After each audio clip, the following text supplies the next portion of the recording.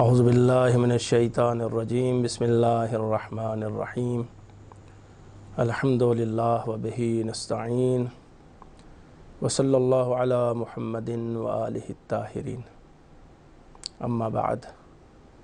فقد قال اللہ سبحانہ تبارک وتعالی وقولہ الحق بسم اللہ الرحمن الرحیم یا ایہا الرسول بلغ ما انزل الیک من ربک وإن لم تفعل فما بلغت رسالته واللہ یعصمک من الناس۔ ناظرین اکرام، قبل اس کے کہ گفتگو کا آغاز کیا جائے، عید غدیر کی مناسبت سے آپ کی خدمت میں ہدیہ تبریک و تہنیت پیش کرتا ہوں۔ خداوند عالم اس عیدی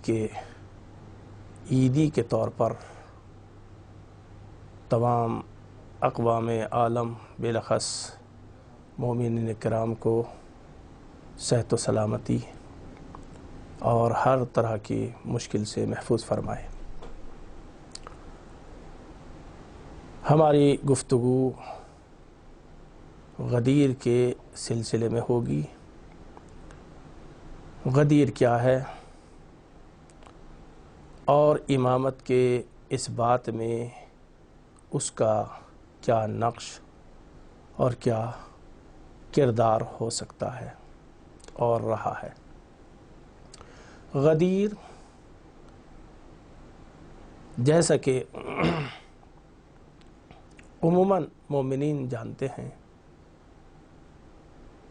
لیکن ان افراد کے لیے کہ جو یا جانتے نہیں یا جانتے ہیں مگر تجاہل عارفانہ سے کام لیتے ہوئے چشم پوشی کر دیتے ہیں۔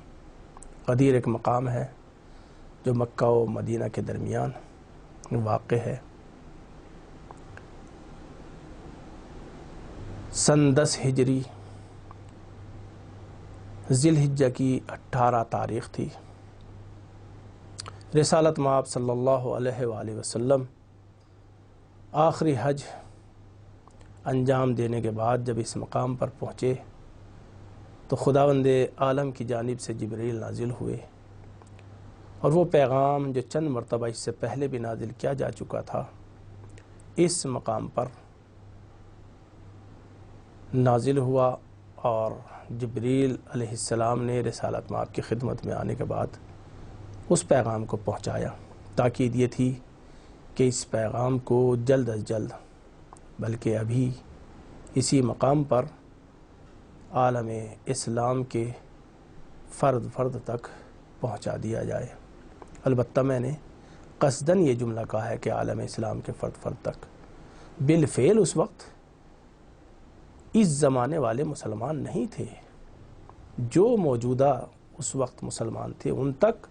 اور پھر اسی کے ساتھ یہ حکم دے دینا کہ جو شخص یہاں پر حاضر ہے اس کے اوپر لازم ہے کہ اس حکم کو غائبین تک پہنچا دے اور آئندہ والی نسلوں تک پہنچا دے۔ اسی مقام کو جہاں پر یہ آیت نازل ہوئی یا ایھا الرسول بلغ، اور پھر حضرت نے اس کے اوپر عمل فرمایا، اسی مقام کا نام غدیر ہے۔ لہٰذا رسالت مآب صلی اللہ علیہ وآلہ وسلم نے حکم دیا کہ یہیں پر رکا جائے، جو آگے بڑھ چکے ہیں ان کو واپس بلایا جائے، اور جو ابھی پیچھے رہ گئے ہیں ان کا انتظار کیا جائے، تاکہ سب لوگ اس مقام پر جمع ہو جائیں۔ یہ مقام ایک کوہستانی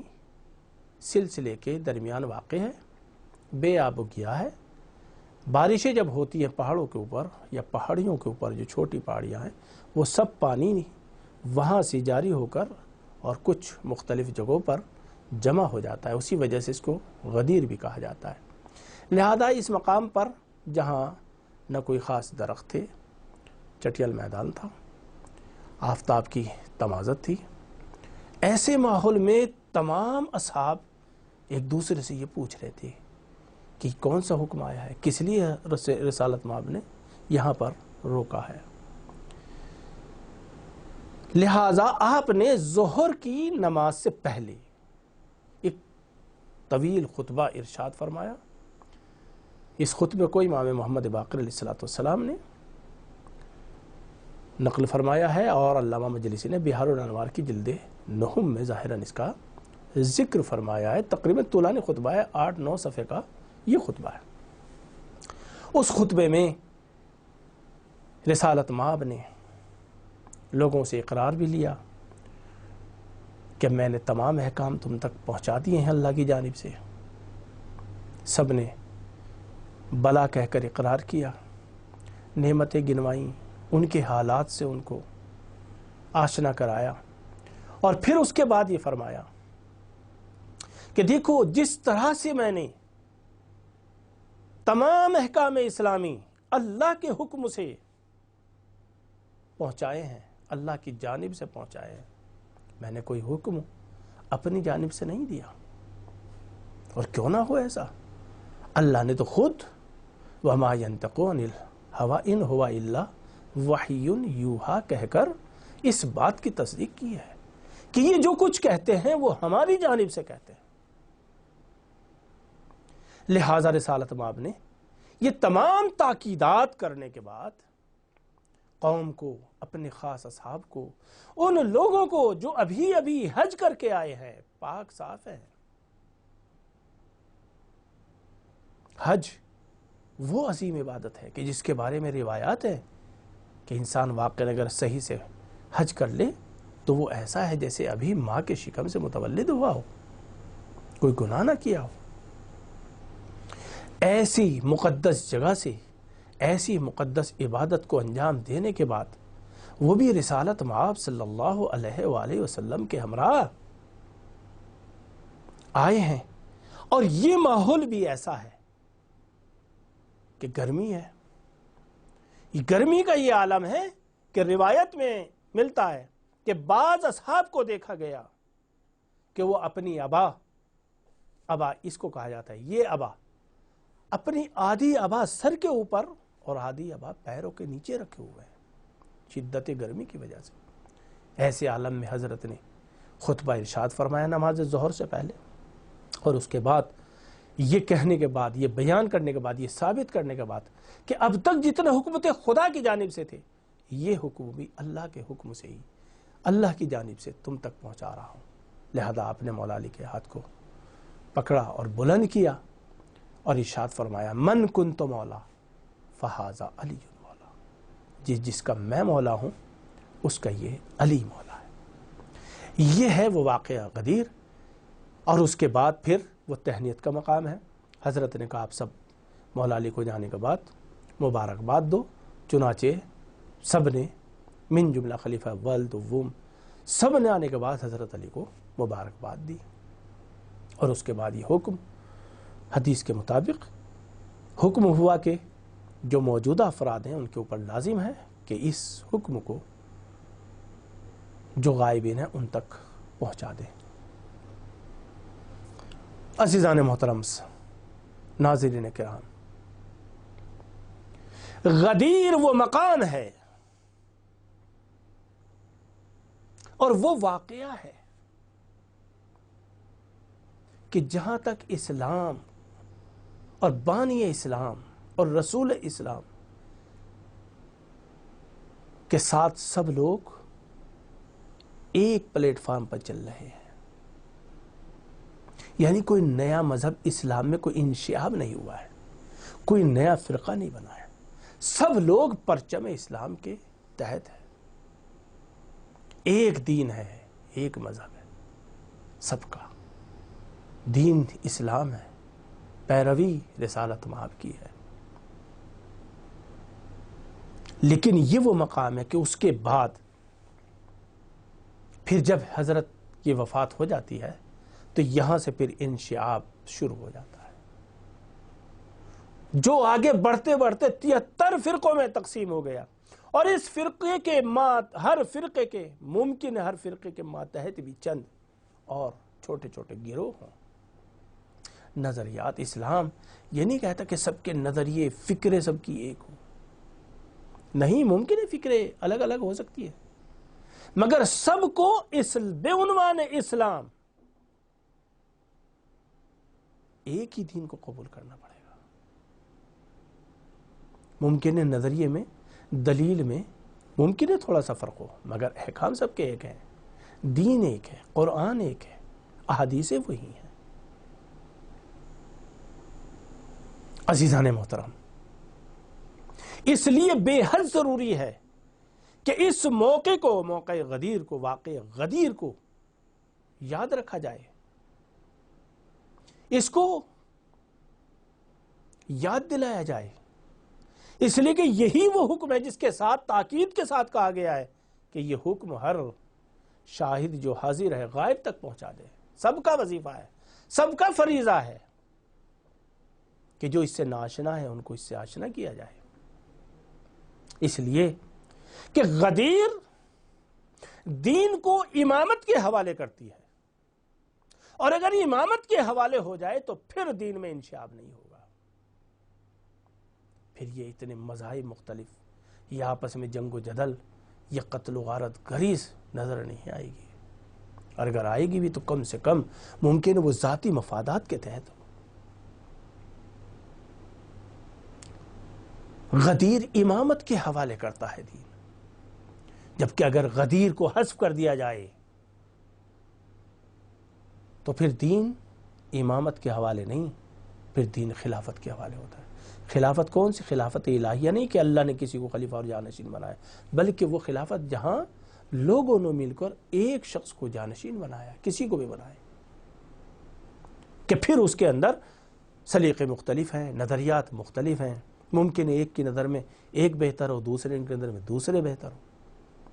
معیار بھی مختلف ہو جاتے ہیں۔ لہذا غدیر اتنا اہم کردار ادا کر سکتی ہے، اور یہ واقعہ وہ نقش اور رول نبھا سکتا ہے کہ جس سے امت مسلمہ کے اندر جو یہ فقہی اختلافات ہیں، کلامی اختلافات ہیں، یہ سب حل ہو سکتے ہیں، اور پھر اسی ایک پرچم کے تحت جو رسالت مآب نے مکے سے بلند کیا اور غدیر میں علی کے حوالے کیا، سب لوگ جمع ہو سکتے ہیں، حد اقل اختلافات ختم ہو سکتے ہیں۔ عزیزو، جو لوگ ناشنا ہیں ممکن ہے وہ یہ سوال کریں کہ غدیر اتنا عظیم واقعہ، یہ حدیث من کنت مولا فہذا علی مولا متواترات میں سے اہل سنت، اہل تشیع سب کے یہاں ثابت ہے، لہذا کسی نے اس سے انکار نہیں کیا محدث سے اور بزرگوار نے۔ ہاں، دوسرے طریقوں سے اس میں شک و تردید ڈالنے کی اور لوگوں کو شک میں مبتلا کرنے کی کوششیں کی گئی ہیں۔ غدیر ہمیشہ اہل بیت الطاہرین نے اس واقعے کو زندہ رکھا، اس کے تذکرے کو زندہ رکھا، چنانچہ تقریباً ہر امام نے امامت کے سلسلے میں جہاں دیگر ادلہ سے استنباط کیا ہے، استدلال کیا ہے، وہیں پر حدیث غدیر سے استدلال کیا ہے اور لوگوں کو یاد دلایا اس واقعے کو۔ عزیزو، کتنے تعجب کی بات ہے کہ عالم اسلام میں بعض ایسی چیزیں کہ جن کے بارے میں یہ کہا جاتا ہے کہ رسول اللہ کان سے سن رہے تھے کسی کی بات کو، وہ تو اس قدر پھیل گئی پوری دنیا میں، لیکن جس کو 1,24,000، بعض نے 1,20,000 لکھا ہے اہل سنت نے، اور بعض نے 1,18,000 بھی لکھا ہے، بعض نے 1,00,000 حاجی تھے، 1,20,000 لگائی، 1,18,000، کوئی کم تعداد ہے؟ یہ خصوصی حج ہے رسالت مآب کی زندگی کا اور آخری حج ہے، جس کے لیے باقاعدہ اللہ کی جانب سے رسول کے اوپر حکم آیا ہے جبریل کے ذریعے کہ 2 باتیں رہ گئی ہیں، 2 اہم چیز، ایک یہ کہ حج سب کے ساتھ کیجئے تاکہ سب کو حج کے جو احکام ہیں ان کی تعلیم دی جا سکے، اور ایک ولایت کا مسئلہ ہے۔ چنانچہ آپ نے اعلان کرایا کہ جو حج پر جا سکتا ہو، امکان ہو جس کے لیے، وہ سب حج پر چلے۔ 1.25 لاکھ حاجی، ان کے درمیان پھر یہ اعلان، یہ خصوصیت کے ساتھ ایسی جگہ کا انتظام کرنا، خصوصیت کے ساتھ جبریل کو بھیجنا، اور پھر یہ وعدہ کرنا کہ واللہ یعصمک من الناس، میرے رسول ان منافقوں سے، ان کفار سے، ان مشرکین سے، مین منافق ہیں یہاں پر، اللہ محفوظ رکھے گا آپ کو، آپ کے دین کو محفوظ رکھے گا، آپ اس حکم کو پہنچا دیجئے۔ رسالت میں آپ نے اس حکم کو پہنچایا۔ ہم سب کا فریضہ ہے کہ اس دن کو زندہ رکھیں، یہ بہت ہی اہم دن ہے امامت کے لیے، اور امامت کے اس بات کے لیے، البتہ خود ذات امامت کے لیے نہیں، یعنی اس امامت کو عوام کے لیے ثابت کرنے کے لیے، عام لوگوں کے لیے ثابت کرنے کے لیے بہت عظیم کردار ہے غدیر کا۔ اسی لیے رسالت مآب نے شاید، اور اللہ نے ایسے مقام کا اور اس طریقے سے حدیث غدیر کو پہنچایا ہے اور ولایت علی کو پہنچایا ہے کہ کوئی اس سے انکار نہ کر پائے۔ وہاں پر خالی مدینے کے آدمی نہیں تھے کہ ان کے زبان کو بند کیا جاتا، وہاں پر طائف کے آدمی بھی تھے، وہاں پر یمن کے آدمی بھی تھے، وہاں پر دیگر بحرین اور جہاں جہاں اسلام پہنچا تھا وہاں کے اور یمامہ کے اور مختلف شہروں کے لوگ تھے۔ چھپایا نہیں جا سکتا تھا اس واقعے کو، اور کوئی چھپا نہیں سکتا اس واقعے کو۔ عزیزو، ایک تو اس جہت سے، اس رخ سے یہ بہت اہم واقعہ ہے غدیر کا۔ دوسرے، ولایت علی خالی غدیر میں اس کا حکم نہیں آیا، بلکہ دعوت ذو العشیرہ میں خود حضرت نے یہ اعلان کیا کہ جو میری راستے میں مدد کرے گا وہ میرا وزیر ہوگا، میرا جانشین ہوگا، میرا وصی ہوگا۔ اور پھر پوری زندگی آئے ولایت ہے، انما ولیکم اللہ ورسولہ، اللہ آپ کا ولی ہے، رسول آپ کا ولی ہے، اور وہ ولی ہے کہ جو حالت رکوع میں زکوٰۃ دیتے ہیں۔ اور اسی طریقے سے مختلف مقامات پر تو ولایت کا حکم پہلے سے آ چکا ہے، اور آیہ بلغ میں بھی اس کی طرف اشارہ کیا جا چکا ہے، پلس روایات میں ہے کہ خود آیہ بلغ جس وقت حضرت نے پہنچائی ہے اس سے پہلے 3 مرتبہ جبریل نازل ہو چکے ہیں۔ بس موقع کی، ایک ایسے موقع کی تلاش ہے کہ جہاں پر اس حکم کو ایسے پہنچایا جائے کہ عملی طور پر بھی دست علی کو بلند کرنے کے بعد بتا دیا جائے، کسی کو شک و شبہ نہ رہے کہ دیکھیے یہی وہ ذات ہے جس کو اللہ نے امام بنایا ہے، ولی بنایا ہے، سرپرست بنایا ہے، اولا بالتصرف بنایا قوم کے اوپر، جس کے ہاتھ میں رسالت میں آپ کے بعد دین کی باغ ڈور رہے گی۔ بارہا متعدد مرتبہ قرآن کو علی کے ساتھ ملا کر رسالت مآب اعلان کر چکے ہیں، یہ دونوں ایک دوسرے کے ساتھ ہیں، یہ ایک دوسرے سے جدا ہو ہی نہیں سکتے، یہاں تک کہ حوض کوثر پر میرے پاس پہنچے۔ لہذا عزیزان محترم، غدیر ایک تو اس جہت سے بہت اہم ہے کہ جس طرح سے یہ واقعہ پیش آیا ہے وہ ایک خاص نوعیت کا ہے، اور اس میں کچھ خاص امتیازات خصوصیات اس کے اندر پائی جاتی ہیں، اور اس کے امتیازات ہیں جو اور جگہ پر آپ کو نظر نہیں آئیں گے۔ دوسرے، جب شریعت کسی چیز کو مہم بناتی ہے، مہم بناتی نہیں یعنی لوگوں کو متوجہ کرتی ہے کہ یہ بے حد اہم ہے، ممکن ہے وہ عبادت ہو، ممکن ہے کوئی ذکر ہو، اس کے لیے مختلف طریقے سے لوگوں کو باور کرا دیتی ہے کہ دیکھیے یہ بہت اہم ہے۔ چنانچہ اس کا ایک طریقہ یہ ہے، مثلا فرض کر لیجئے کہ فلاں اگر آپ عمل انجام دیں گے تو اس کا اتنا ثواب ہے۔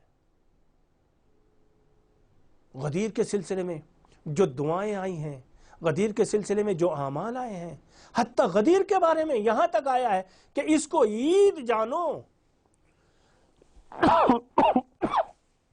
اور ہر نبی نے اپنے وصی کو یہ وصیت کی ہے کہ اس دن کو روز عید قرار دیں۔ اس دن 1 درہم برادر مومن کو دینا بعض روایت میں 1000 درہم کے برابر، اور بعض میں ہے 1,00,000 درہم کے برابر ہے۔ عید غدیر کا روزہ رکھنا 60 سال کی عمر کے روزوں کے برابر ہے، اور بعض روایت میں مکمل ایک زندگی پوری عمر کے روزوں کے برابر ہے۔ یہ کیا ہے؟ یہ روایات نے، یہ احادیث نے اس بات کی طرح متوجہ کیا ہے کہ یہ بہت اہم دن ہے۔ کاش اس دن کو بھلایا نہ جاتا تو آج عالم اسلام میں یہ چاروں طرف قتل و غارت گری، یہ مصیبتیں دیکھنے کو نہ ملتی، اور آج پوری دنیا میں اسلام حقیقی کا پرچم لہرا رہا ہوتا۔ عزیزو، آئیے آج بھی دیر نہیں، ابھی بھی ہم سب مل کر یہ عہد کرتے ہیں کہ ہم اس دن کے سلسلے میں جو ہمارے حقوق ہیں ہمارے اوپر، ہم ان کو ادا کریں، اور اس دن کی اہمیت سے لوگوں کو آشنا کریں، اور اس دن کے واقعات کے بارے میں لوگوں کو بتائیں۔ عزیزو، میں نے عرض کیا کہ متواتر حدیثوں میں سے ہے، سینکڑوں لوگوں نے اس کو نقل کیا ہے، تقریباً جس مورخ نے، حتیٰ مسلمان مورخ نہیں بلکہ مغربی مورخوں نے بھی اس واقعے کو نقل کیا ہے۔ لہٰذا یہ واقعہ ایسا نہیں ہے کہ جس سے چشم پوشی کی جا سکے، یہ روزے روشن کی طرح بالکل نمایاں، واضح اور آشکار ہے۔ اسی وجہ سے دشمنوں نے اس دن سے انکار کرنے کی زیادہ کوشش نہیں کی، بلکہ دیگر طریقوں سے اس میں وارد ہوئے۔ مثال کے طور پر یہ کہا کہ من کنت مولا فہذا علی مولا۔ مولا کے معنی دوست کے ہیں، لہذا یہاں پر دوستی کا اعلان ہو رہا ہے۔ اس کے جوابات، مفصل جوابات دیے جا چکے ہیں، یہاں پر اس کی گنجائش نہیں ہے۔ بس ایک جملہ آخر میں یہ عرض کر دوں کہ یہاں پر رسالت باب جو اتنے سوالات کر رہے ہیں، کیا میں نے یہ حکم نہیں پہنچایا، کیا میں تمہارے اوپر اولا بالتصرف نہیں ہوں، سب نے اقرار کیا۔ اس کے بعد حضرت نے فرمایا، یعنی اگر سیاق کلام کو دیکھیں گے اور ایک منصف آدمی پوری حدیث غدیر اور خطبہ غدیر کو دیکھنے کے بعد یقیناً یہی فیصلہ کرے گا کہ یہاں مولا سے مراد اولا بالتصرف ہے۔ مولا کے معنی وہی ہے جو مولا کے عمومی طور پر ہمارے یہاں معنی مراد لیے جاتے ہیں۔ آئیے دعا کرتے ہیں پروردگار ہمیں توفیق دے، ہم سب کو، اور ہمت بھی دے، قدرت بھی دے، طاقت بھی دے کہ ہم اس دن کے جو حقوق ہماری گردن پر ہیں اس کو ادا کریں، اور اس کے بارے میں جو لوگ شک و تردید کا شکار ہیں ان کے شک و تردید کو دور کریں، اور خود اس کے جو امتیازات ہیں اور اس کے جو فوائد ہیں ان سب سے ہم سب مل کر مستفید ہوں۔ والسلام علیکم ورحمۃ اللہ وبرکاتہ۔